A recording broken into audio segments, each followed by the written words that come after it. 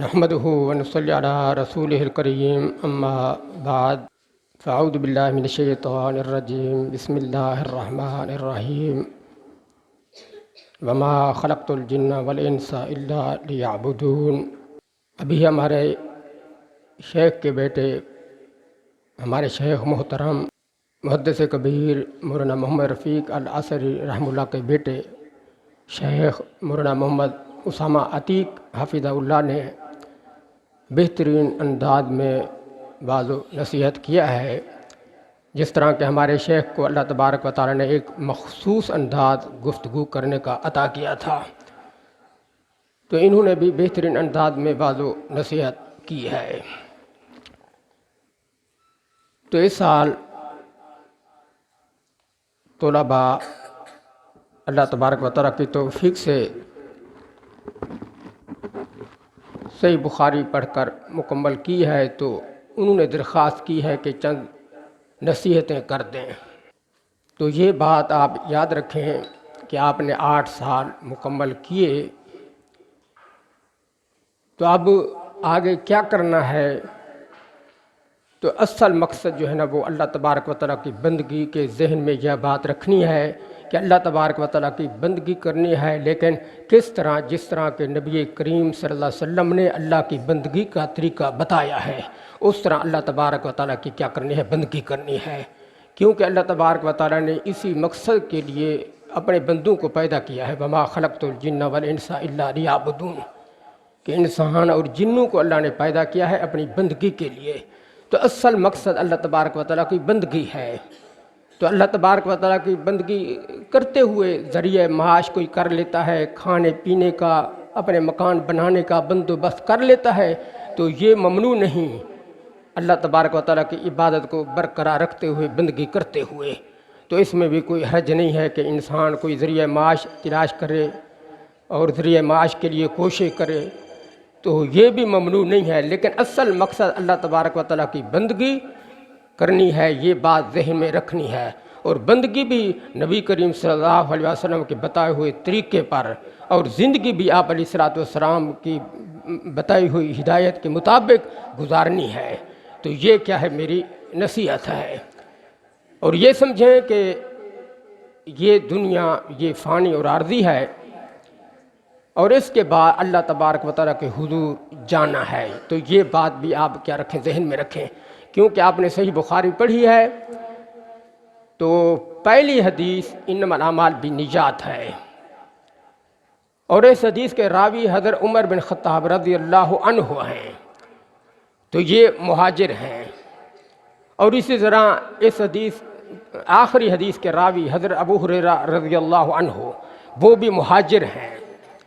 تو اس میں امام بخاری رحمہ اللہ نے ایک لطیف نکتے کی طرف اشارہ فرمایا ہے، وہ یہ ہے کہ ہم سب کو یہ سمجھنا چاہیے کہ یہ کائنات یہ فانی اور عارضی ہے، اور یہاں ہجرت کر کے ہم اللہ تبارک و تعالیٰ کے پاس جانا ہے، یعنی عالم آخرت کی طرف ہم نے جانا ہے۔ تو یہ بات کیا رکھنی چاہیے؟ ذہن میں رکھنی چاہیے کہ اول حدیث اس کے راوی بھی حضرت عمر بن خطاب رضی اللہ عنہ، وہ بھی مہاجر، اور آخری حدیث کے راوی حضرت ابو ہریرہ رضی اللہ عنہ، وہ بھی مہاجر۔ تو یہی بات ذہن میں رکھنی ہے کہ یہ دنیا فانی ہے، اور ہم سب کو اللہ تبارک و تعالیٰ کے پاس جانا ہے۔ اور پھر اول حدیث صحیح بخاری کی وہ بھی غریب ہے، اور آخری حدیث حضرت ابو ہریرہ وہ بھی کیا ہے؟ غریب ہے۔ تو اس میں بھی ایک کیا ہے نکتہ ہے، وہ یہ کہ ابتدا یعنی اسلام کی جب ابتدا ہوئی تو اسلام غریب تھا، اس کے ماننے والے وہ کیا تھے؟ کم تھے، ان کی تعداد کیا تھی؟ قلیل تھی۔ اور بعد میں بھی یہ ذہن میں رکھیں کہ بعد میں بھی ایک دور آئے گا کہ اسلام کے ماننے والوں کی تعداد کیا ہوگی؟ قلیل ہوگی۔ تو یہ بات ذہن میں رکھنی چاہیے کہ اگر انسان کے پاس اسباب نہیں، اور اسی طرح اور ذرائع نہیں، تو انسان کو پریشان نہیں ہونا چاہیے۔ یہ نہیں سمجھنا چاہیے کہ ہم کم ہیں، ہمارے پاس اسباب نہیں ہیں اور ہم غلط راستے پر ہیں، تو یہ بات نہیں سمجھنی چاہیے۔ بلکہ یہ بات ذہن میں رکھیں کہ بعد الاسلام و غریبا بس یعود و غریبا فطوبى للغرباء، کہ اسلام کا جب آغاز ہوا اس کے ماننے والے غریب تھے، کم تعداد میں تھے، کوئی پوچھنے والا ان سے نہیں تھا، اور ایک دور آئے گا کہ پھر اسلام کیا ہوگا، غریب ہوگا، یعنی اس کے ماننے والوں کی تعداد کیا ہوگی، کم ہوگی، اور ان کے احوال کے بارے میں کوئی پوچھنے والا نہیں ہوگا۔ تو یہ بات کیا رکھنی چاہیے، ذہن میں رکھنی چاہیے، پریشان نہیں ہونا چاہیے، اور ایسے لوگوں کے لیے پھر کیا ہے، خوشخبری ہے، طوبیٰ للغرباء۔ اور اسی طرح علم کا مقصد یعنی پڑھنے کا وہ کیا ہے، نشر ہے۔ نشر علم یعنی علم کے پھیلانے کے 3 طریقے ہیں، اور اہم طریقے وہ یہ کہ درس و تدریس کے ذریعے انسان علم پھیلائے۔ دوسرا طریقہ یہ کہ وعظ و نصیحت کے ذریعے، تقریر کے ذریعے انسان علم پھیلائے، اور تیسرا طریقہ یہ کہ تصنیف و تالیف کے ذریعے انسان علم پھیلائے۔ تو علم پھیلانے کے یعنی نشر العلم، اس کے کیا ہیں، 3 طریقے ہیں، اور یہ کیا ہیں، اہم ہیں۔ تو یہ باتیں ذہن میں رکھنی چاہیے، ورنہ انسان کا جو مطلب ہے، مقصد ہے، وہ کیا ہو جائے گا، فوت ہو جائے گا۔ اور پڑھ کر انسان کو یہ نہیں سمجھنا چاہیے کہ اب میں بڑا محقق بن گیا ہوں اور بڑا عالم بن گیا ہوں، تو یہ بات ذہن میں نہیں رکھنی چاہیے، بلکہ جو کچھ اللہ نے دیا ہے تو اللہ تبارک و تعالیٰ کا فضل سمجھیں، اللہ تبارک و تعالیٰ کی نعمت سمجھیں، اور بعد اوقات اللہ تبارک و تعالیٰ اپنی نعمتوں کو چھین لیتے ہیں، تو اللہ تبارک و تعالیٰ سے ڈرتے رہنا چاہیے، اور علم کے اضافے کی اللہ تبارک و تعالیٰ سے دعا کرتے رہنا چاہیے کہ رب زدنی علما، کہ اے اللہ میرے علم میں اضافہ فرما۔ حضرت موسیٰ علیہ السلام اللہ کے پیغمبر تھے، تو انہوں نے اپنے لوگوں کو وعظ و نصیحت کی، تو کسی نے سوال کیا کہ آپ سے بڑا کوئی عالم ہے؟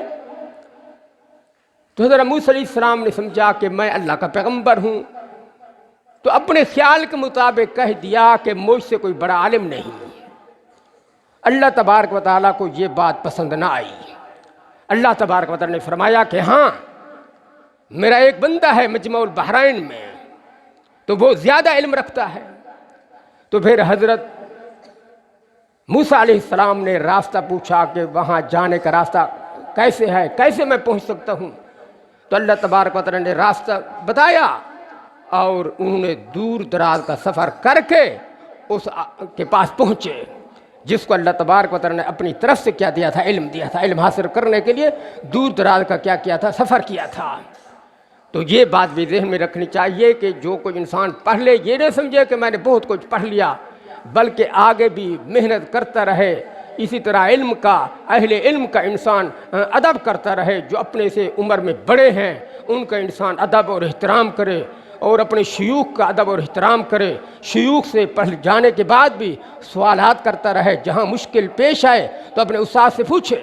تو یہ کیا ہے، میری نصیحتیں ہیں، اور ہم سب کے اندر جو ہیں کوتاہیاں ہیں، کمیاں ہیں، اور ہماری خطائیں بہت ہیں جن کا ہمیں پتہ نہیں ہے، تو اللہ تبارک و تعالیٰ سے بخشش بھی مانگتے رہنا چاہیے کہ اے اللہ ہماری خطاؤں کو، ہماری غلطیوں کو اے اللہ معاف فرما دے، تو غفور الرحیم ہے۔ اور صحیح بخاری اس کے شروع کے اندر جو راوی ہے وہ ہے حمیدی، حدثنا الحمیدی، اور آخر میں جو راوی ہے وہ ہے احمد بن اشقاق۔ تو اس میں جو ہے وہ ایک لطیفہ ہے، یعنی اشارہ ہے کہ اول میں بھی اللہ کی تعریف کرنی چاہیے، آخر میں بھی اللہ تبارک و تعالیٰ کی کیا کرنی چاہیے، تعریف کرنی چاہیے، اور اہل جنت جو ہے نا وہ بھی آخر میں اللہ کی کیا کریں گے، تعریف کریں گے۔ تو اسی بات پر میں اتفاق کرتا ہوں۔ وآخر دعوانا ان الحمد للہ رب العالمین۔